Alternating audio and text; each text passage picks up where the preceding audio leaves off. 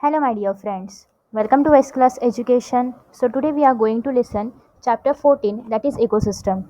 So, these are just audiobooks where I'm going to read the chapter and you can listen it anytime, anywhere. So, let us start with ecosystem. An ecosystem can be visualized by a functional unit of nature where living organisms interact among themselves and also with the surrounding physical environment. Ecosystem varies greatly in size from a small pond to a large forest or a sea. Many ecologists regard the entire biosphere as a global ecosystem, as a composite of all local ecosystems on Earth. Since this system is too much big and complex to be studied at one time, it is convenient to divide it into two basic categories, namely the terrestrial and the aquatic. Forest, grassland, and deserts are some examples of terrestrial ecosystem. Pond, lake, wetland, river, and estuary are some examples of aquatic ecosystem. Crop fields and an aquatorium may also be considered as man-made ecosystem. We will first look at the structure of ecosystem in order to appreciate the input, that is productivity, transfer of energy, that is food chain or food web, nutrient cycling, and the output, degradation, and energy loss. We will also look at the relationships, cycles, chains, waves that are created as a result of these energy flows within the system and their interrelationship. Ecosystem structure and function. In chapter 13, you have looked at the various components of the environment, abiotic and biotic. You studied how the individual biotic and abiotic factors affected each other and their surrounding. Let us look at these components in a more integrated manner and see how the flow of energy takes place within these components of the ecosystem. Interaction of biotic and abiotic components result in a physical structure that is characteristic for each type of ecosystem. Identification and enumeration of plant and animal species of an ecosystem gives its species composition.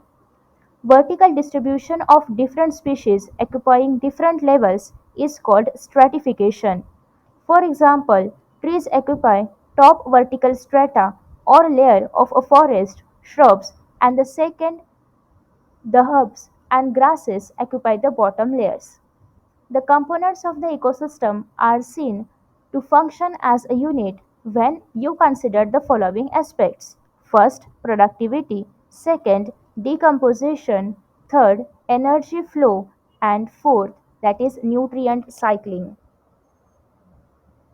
To understand the ethos of an aquatic ecosystem, let us take a small pond as an example. This is very a self-sustainable unit and rather simple example than explain even the complex interactions that exist in an aquatic ecosystem. A pond is a shallow water body in which all the above mentioned four basic components of an ecosystem are well exhibited. The abiotic component is the water with all the dissolved inorganic and organic substances and the rich soil deposit at the bottom of the pond. The solar inputs, the cycle of temperature, day length and other climatic conditions regulate the rate of function of the entire pond. The autotrophic components include the phytoplankton, some algae, and the floating submerged and marginal plants found at the edges. The consumers are represented by zooplanktons, the free-swimming and bottom-dwelling forms, the decomposers and fungi, bacteria, and flagellates, especially abundant in the bottom of the pond. This system performs all the functions of any ecosystem and of the biosphere as a whole, that is, conversion of inorganic into organic material with the help of radiant energy of the sun by the autotrophs, consumption of the autotrophs by heterotrophs, decomposition and mineralization of the dead matter to release them back for reuse by the autotrophs. These events are repeated over and over again. There is unidirectional movement of energy towards the higher tropic levels and its dissipation and loss as heat to the environment.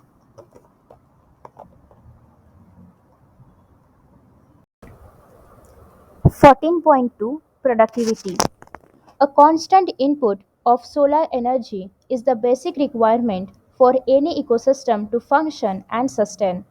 Primary production is defined as the amount of biomass or organic matter produced per unit area over a time period by plants during photosynthesis. It is expressed in the terms of weight, that is per gram meter square, or energy, that is kilocalorie per meter square. The rate of biomass production is called productivity. It is expressed in the terms of gram per meter square year, or kilocalorie per meter square per year. To compare the productivity of different ecosystems, it can be divided into gross primary productivity and net primary productivity. Gross primary productivity of an ecosystem is the rate of production of organic matter during photosynthesis. A considerable amount of GPP, that is gross primary productivity, is utilized by plants in respiration. Gross primary productivity minus respiration loss, that is represented by R, is the net primary productivity. So the equation is GPP minus R is equal to NPP. Net primary productivity is the available biomass for the consumption to heterotrophs, that are herbivorous and decomposers. Secondary productivity is defined as the rate of formation of new organic matter by consumers. Primary productivity depends on plant species inhabiting a particular area. It also depends on a variety of environmental factors, availability of nutrients, and photosynthetic capacity of plants. Therefore, it varies in different types of ecosystem.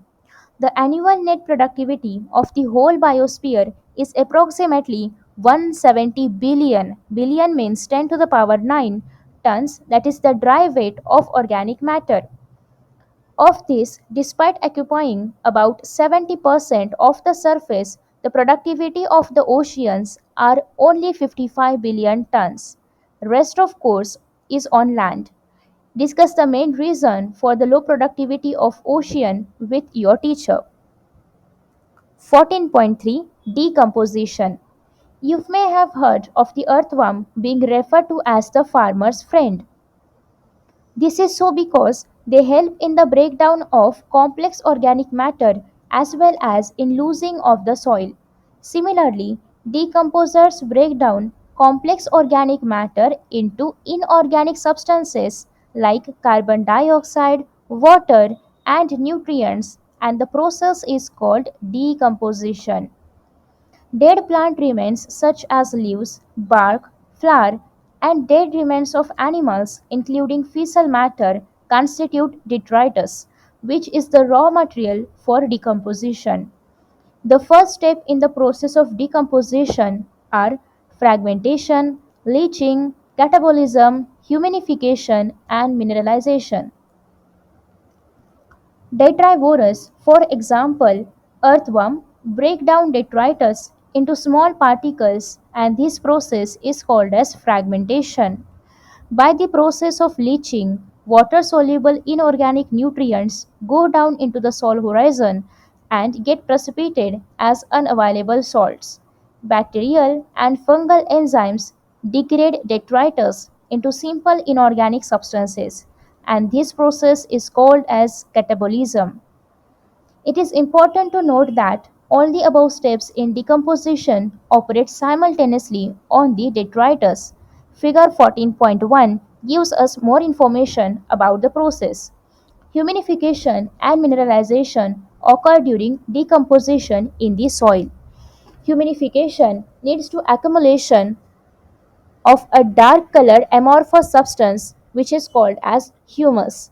This is highly resistant to microbial action and undergoes decomposition at an extremely slow rate. Being colloidal in nature, it serves as a reservoir of nutrients. The humus is further degraded by some microbes and release of inorganic nutrients occur by the process known as mineralization. Decomposition is largely an oxygen requiring process. The rate of decomposition is controlled by chemical composition of detritus and climatic factor. In a particular climatic condition, decomposition rate is lower if detritus is rich in lignin and chitin and quicker if detritus is rich in nitrogen and water soluble substances like sugars. Temperature and soil moisture are the most important climatic factors that regulate decomposition through their effect on the activities of soil microbes. Warm and moist environment favor decomposition, whereas low temperature and anaerobiosis inhibit decomposition, resulting in build of organic materials. 14.4 Energy flow. Except for the deep sea hydrothermal ecosystem, sun is the only source of energy for all ecosystems on earth.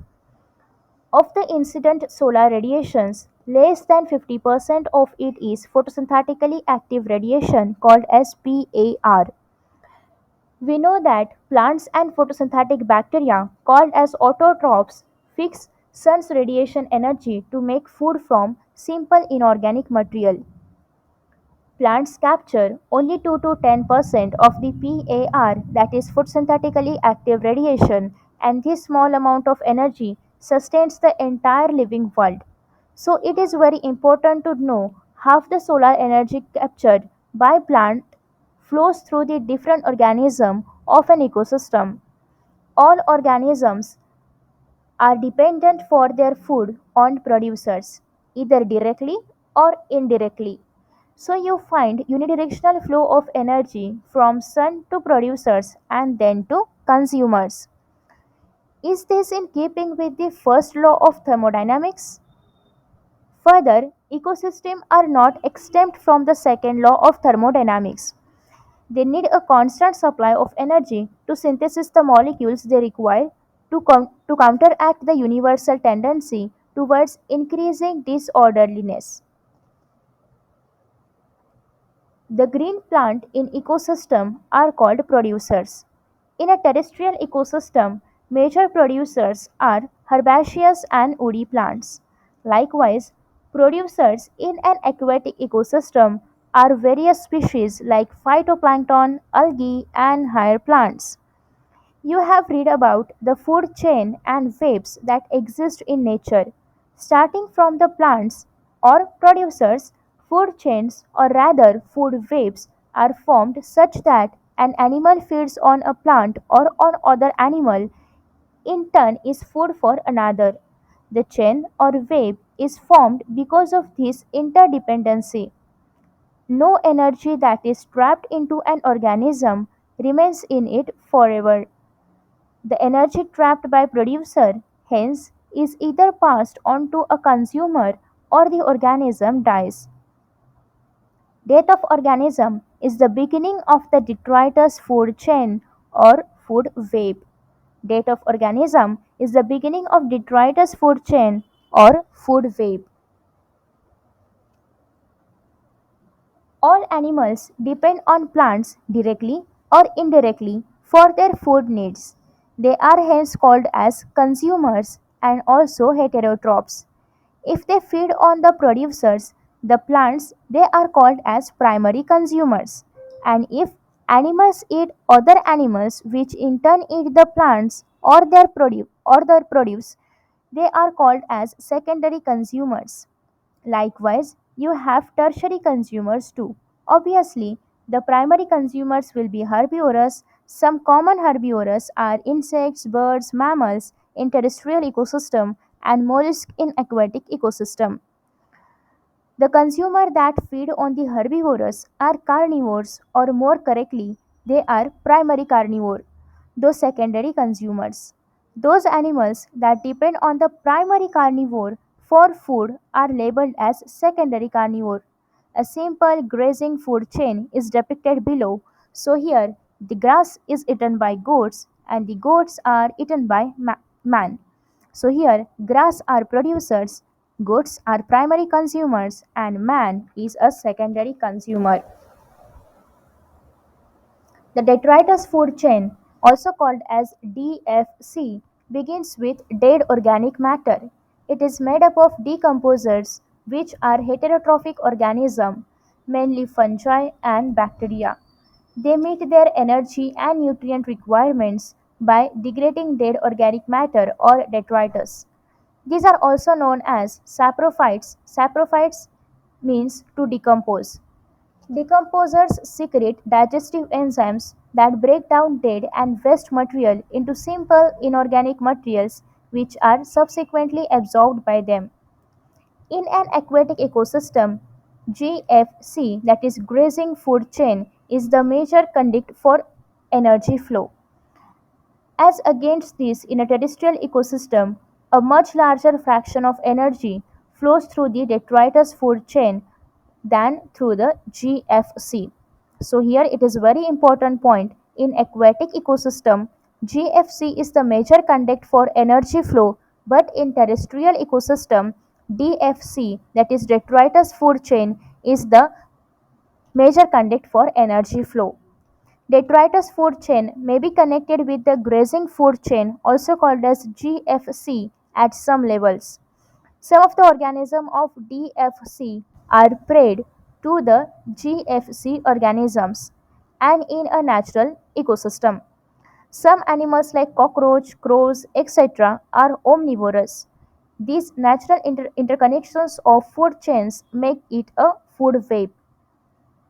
Organisms occupy a place in the natural surrounding or in a community according to their feeding relationship with other organisms. Based on the source of their nutrition or food, organisms occupy a specific place in the food chain and that is known as their trophic level. Producers belong to the first trophic level, herbivore, also called as primary consumer, to the second trophic level, carnivores, also called as secondary consumer, to the third trophic level. So all this information is given in table 14.2. So here primary producers which are in the first trophic level are plants and examples are phytoplankton, grass, trees, etc. Primary consumers which are in second trophic level also called as herbivores and examples zooplankton, grasshopper and cow. Secondary consumers which are in at third trophic level also called as carnivore example birds, fish, wolf etc. Tertiary consumer which are at fourth trophic level also called as top carnivore and example man or lion.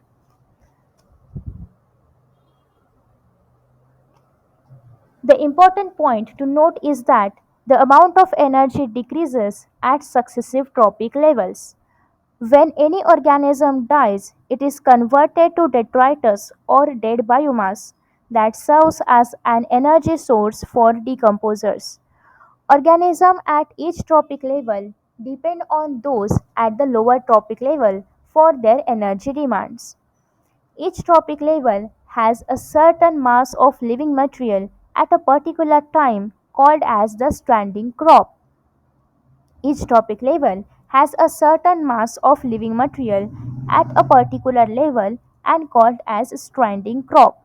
The standing crop is measured as the mass of living organisms, also called as biomass or the number in a unit area. So the biomass of a species is expressed in the terms of fresh or dry weight.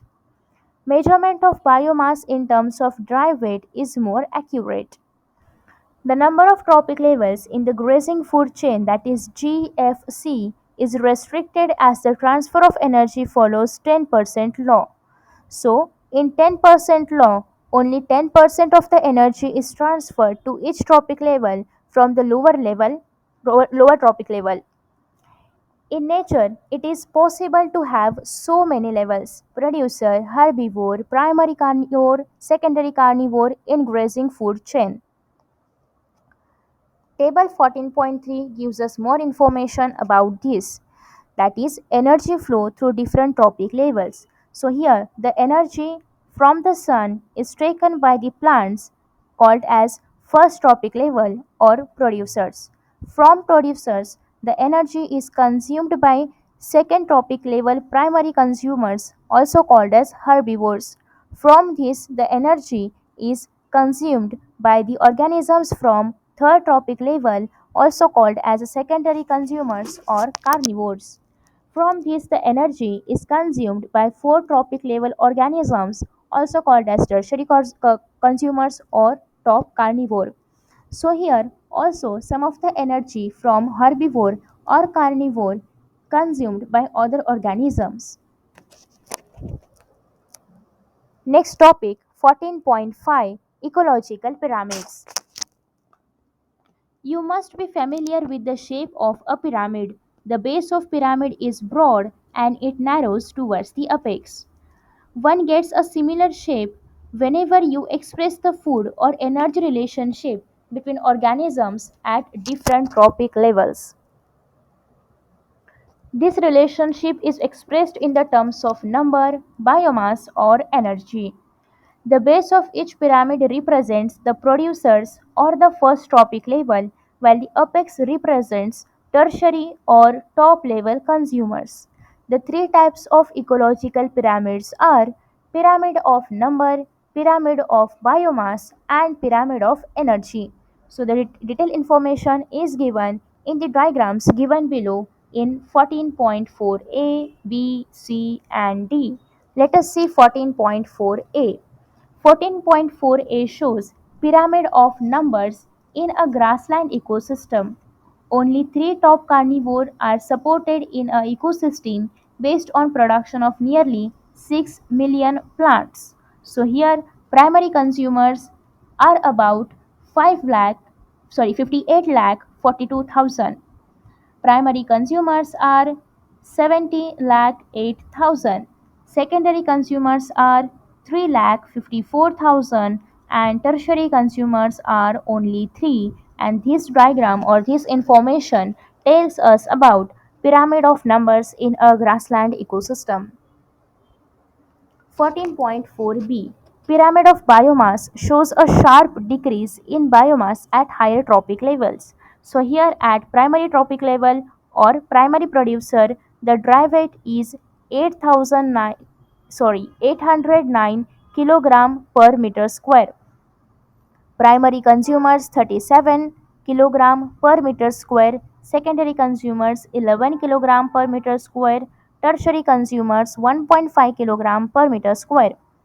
14.4c is the inverted pyramid of biomass. Standing small crops of phytoplankton supports large standing crops of zooplankton. So this is the only inverted pyramid of biomass which is in the NCERT regarding to the aquatic ecosystem. 14.4d shows the ideal pyramid of energy. Observe that the primary producers convert only 1% of the energy in the sunlight available to them into NPP, that is net primary productivity. So initially in primary producers the energy is approximately 10,000 joule. 10% reduced, so in primary consumers energy is 1000, in secondary consumers energy is 100,000 and in tertiary consumers energy is 10 joules. Next, any calculation of energy content, biomass or numbers has to include all organisms at that tropic level. No generalizations we will make will be true if we take only a few individuals at any tropic level into account. Also, a given organisms may occupy more than one tropic level simultaneously. One must remember that tropic level represents a functional level, not a species as such. A given species may occupy more than one tropic level in the same ecosystem at the same time. For example, a sparrow is a primary consumer when it eats seeds, fruits, peas, and a secondary consumer when it eats insects and worms. Can you think out how many tropic levels human beings function at in a food chain. After that, next, in most ecosystems, all the pyramids of number of energy and biomass are upright. Producers are more in number and biomass than the herbivore. The herbivore are more in number and biomass than carnivore. And also, energy at a lower tropic level is always more than at a higher level. There are exceptions to this generalization. If you were to count the number of insects feeding on a big tree, what kind of pyramid you would get? Now, add an estimate of the number of small birds depending on the insects and also the number of large birds eating the smaller. So, the pyramid of biomass in the sea is generally inverted because the biomass of fishes far exceeds than the phytoplanktons. Isn't that a paradox? How would you explain this? Pyramid of energy is always upright, can never be inverted, because when energy flows from a particular tropic level to the next tropic level, some energy is always lost as heat at each step. Each bar in the energy pyramid indicates the amount of energy present at each tropic level in a given time or annually per unit area. However, there are certain limitations of ecological pyramids, such as it does not take into account the same species belonging to two or more tropic levels. It assumes a simple food chain, sometimes that almost never exists in nature. It does not accommodate a food web. Moreover, saprophytes are not given any place in ecological pyramids even though they play a very vital role in ecosystem. Our next topic is 14.6 ecological succession. You have learned in chapter 13 the characteristics of population and community and also their response to environment and how such responses vary from an individual response. Let us examine another aspect of community response to environment over time. An important characteristic of all communities is that their composition and structure constantly changes in response to changing environmental conditions. This change is orderly and sequentially parallel with the changes in physical environment. These changes lead finally to a community that is near equilibrium with the environment, and that is called as the climax community. The gradual and very predictable changes in the species composition of a given area is called as ecological succession.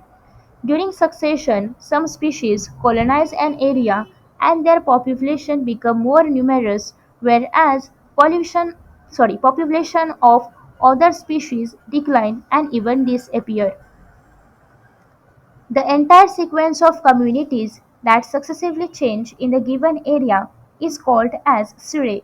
So the entire sequence of communities that successively change in a given area is called as survey. The individual transitional communities are termed serial stages or serial communities. In the successive serial stages, there is a change in the diversity of species of organism, increase in the number of species and organisms, as well as increase in the total biomass. The present day communities in the world have come to be because of succession that has occurred over millions of years since life started on Earth. Actually, succession and evolution would have been parallel process at that time. Succession is hence a process that starts in an area where no living organisms are there. There could be areas where no living organism ever existed, say bare rock, or in areas that somehow lost all the living organism that existed there. The former is called as primary succession and the latter is called as secondary succession. Example of areas where primary succession occurs are newly cooled lava, bare rock, newly created pond or reservoir. The establishment of a new biotic community is generally slow. Before a biotic community of diverse organisms can become established, there must be soil, depending mostly on the climate. It makes natural processes several hundred to several thousand years to produce fertile soil on bare rock. Next, secondary succession. Secondary succession begins in areas where natural biotic communities have been destroyed, such as in abandoned farmlands, burned or cut forest, lands that have been flooded. Since some soil or sediment is present, succession is faster than the primary succession.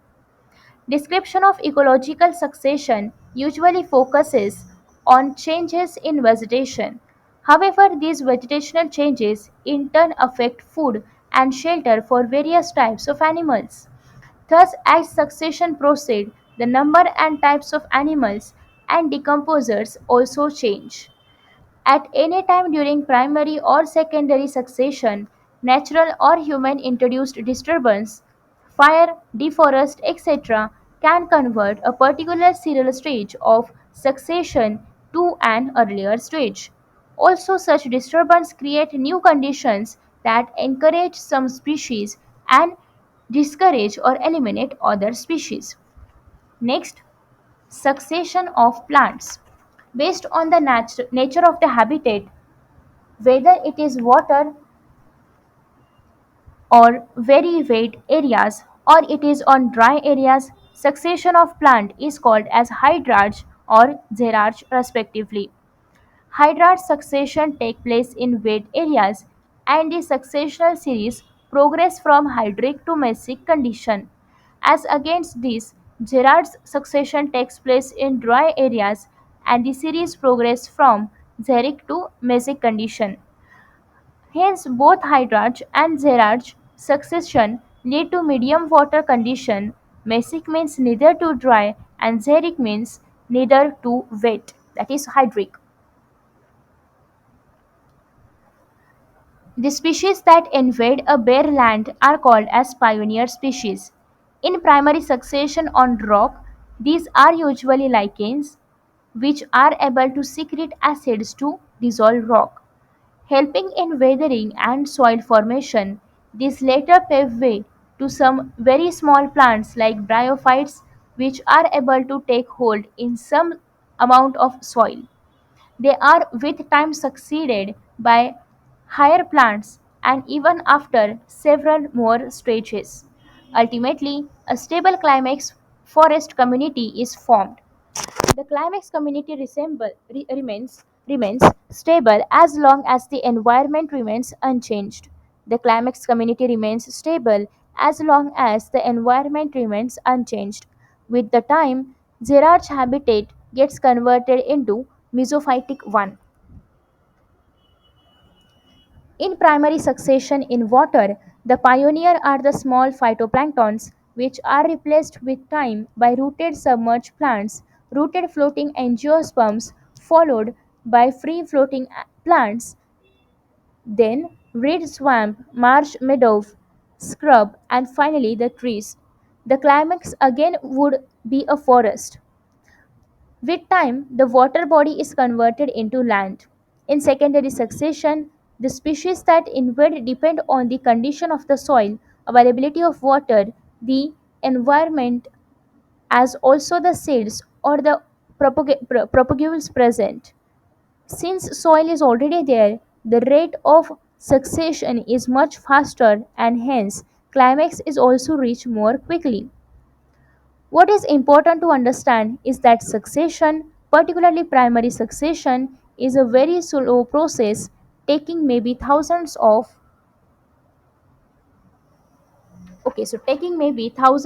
years for the climax to be reached. Another important fact is to understand that all succession, whether taking place in water or land, proceeds to a similar climatic climax community, that is mesic. So here the dramatic representation of primary succession in plants is given. So first stage is phytoplankton, second stage is submerged plant stage, third stage that is submerged free floating plant stage, fourth stage is reed vamp stage, fifth is Hirsch meadow stage, sixth scrub stage, and at the end, the climax stage is called as forest. Next topic 14.7, that is nutrient cycle. You have studied in class 11 that organisms need a constant supply of nutrients to grow, reproduce, and regulate various body functions. The amount of nutrients such as carbon, nitrogen, phosphorus, calcium, etc. present in the soil at any given time is referred as standing state. That is, inorganic substances are present in the ecosystem called as carbon, nitrogen, phosphorus, and calcium. It varies in different kinds of ecosystem and also on a seasonal basis. What is the important is to appreciate that nutrients which are never lost from the ecosystem, rather they are recycled time and again definitely. The movement of nutrient cycle, nutrient elements, through the various components of an ecosystem is called as nutrient cycling. Another name of nutrient cycling is biogeochemical cycle. Bio means living organism, geo means rock, air, water, etc. And interaction between bio and geo is called as biogeochemical cycles. Nutrient cycles are of two types, gaseous and sedimentary.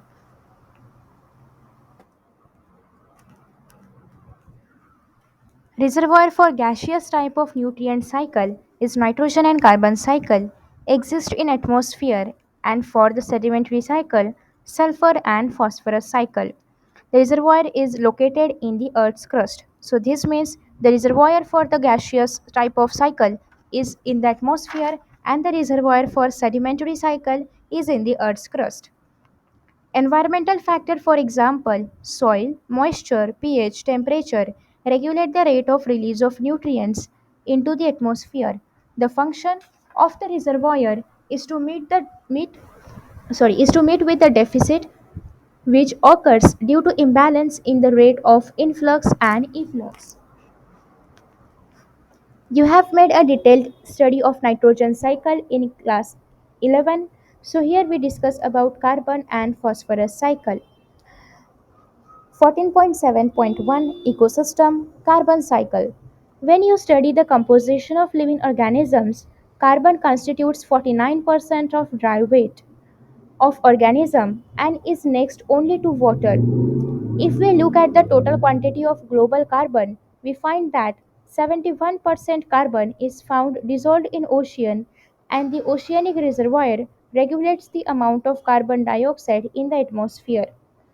Fossil fuel also represents a reservoir of carbon.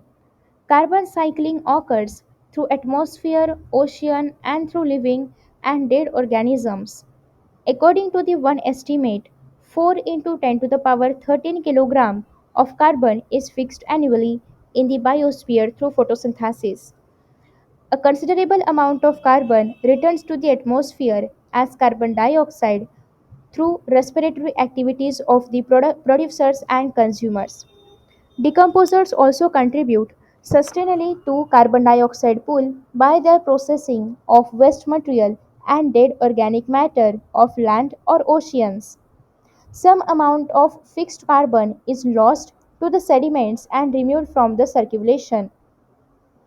Burning of wood, forest fire, and combustion of organic matter, fossil fuel, volcanic activity are additional sources for releasing carbon dioxide in the atmosphere.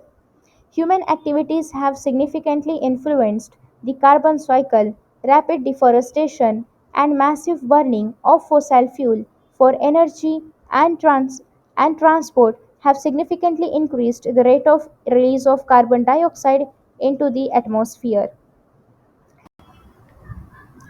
14.7.2 Ecosystem Phosphorus Cycle. Phosphorus is major constituent of biological membranes, nucleic acids, and cellular energy transfer systems. Many animals also need large quantity of this element to make shells, bones, and teeth. The natural reservoir of phosphate is rock, which contains phosphorus in the form of phosphates. When rock are weathered, minute amount of these phosphates dissolve in soil solution and are absorbed by the roots of the plants. For more information, you can check out figure 14.7. Herbivores and other animals obtain this element from plants. The waste products and the dead organism are decomposed by phosphates solubilizing bacteria releasing phosphorus. Unlike carbon cycle, there is no respiratory release of phosphorus into atmosphere. So can you differentiate between carbon and phosphorus cycle? The two other major factors and important differences between carbon and phosphorus cycle are firstly atmospheric input of phosphorus though rainfall are much smaller through rainfall are much smaller than the carbon inputs, and secondly gaseous exchange of phosphorus between organism and environment are negligible. So in 14.7, we get a simplified model of phosphorus cycle in a terrestrial ecosystem. So here, initially, from the rock minerals where the phosphorus is present in the form of phosphates, after weathering, it gets dissolved in the soil solution. From the soil solution, it is taken by the producers through absorption process. After the producers, this phosphorus is sent to the consumers, from consumers to the detritus, and in detritus, after decomposition, it is again returned to the soil solution. So this was all about phosphorus cycle. 14.8 Ecosystem Services. Healthy ecosystems are the base for a wide range of economic, environmental, and aesthetic goods and services. The products of ecosystem processes are named as ecosystem services. For example, healthy forest ecosystems purify air and water, mitigate droughts and floods, cycle nutrient, generate fertile soil, provide wildlife habitat, maintain biodiversity, pollinate crops, provide storage site for carbon, and also provide aesthetic, cultural, and spiritual value. Though value of such services of biodiversity is difficult to determine, it seems reasonable to think that biodiversity should carry a hefty price tag. Robert Constanza and his colleagues have very recently tried to put price tags on nature's life support services. Researchers have put an average price tag of US 33 trillion a year on these fundamental ecosystem services, which are largely taken for granted because they are free. This is nearly twice the value of global gross national product, that is GNP, which is US 18 trillion. Out of the total cost of various ecosystem services, the soil formation accounts for about 50% and contribution of other services like recreation and nutrient cycle are less than 10% each. The cost of climate regulation and habitat for wildlife is about 6% each. So in this way our chapter ecosystem is completed. Thank you for listening and see you in the next podcast. Bye bye.